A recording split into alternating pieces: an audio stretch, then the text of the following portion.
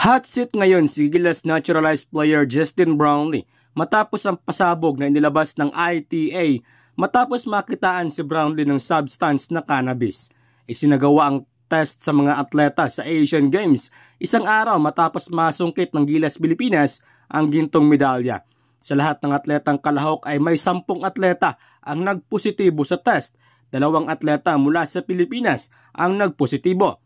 Positibo din sa test ang sharpshooter ng Jordan na si Sammy Bizay. Binigyan naman ng hanggang October 19 si Brownlee upang depensahan ng kanyang sarili at patunayang inosente siya sa mga paratang sa kanya.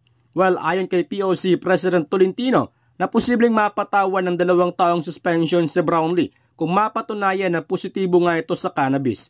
Nilinaw naman ni Tolentino na mananatili pa rin sa Pilipinas ang gintong medalya dahil ayon sa rules ay maaaring mapatawan ng sanction ang team at ma-forfeit ang gold medals if ever na magpositibo sa team ng at least 2 player.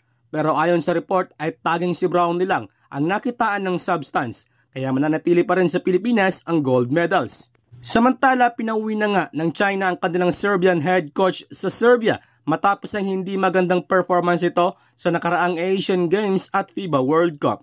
2 beses na pinaiyak ng Gilas Pilipinas ang China.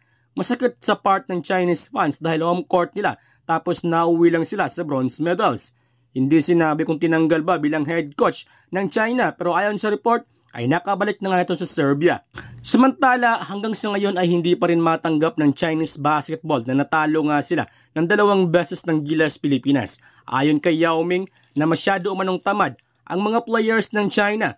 Mukhang marami yatang bumabatikos kay Yao Ming mga idol at gusto na yata siyang paalisin sa posisyon dahil ayon sa kanyang sinabi na I accept my resignation. Ang basketball mga idol ay isa sa pinakamalaking fanbase sa China. Sa katunayan ay umabot nga sa mahigit 28 million views ang laban ng Gilas Pilipinas kontra sa China.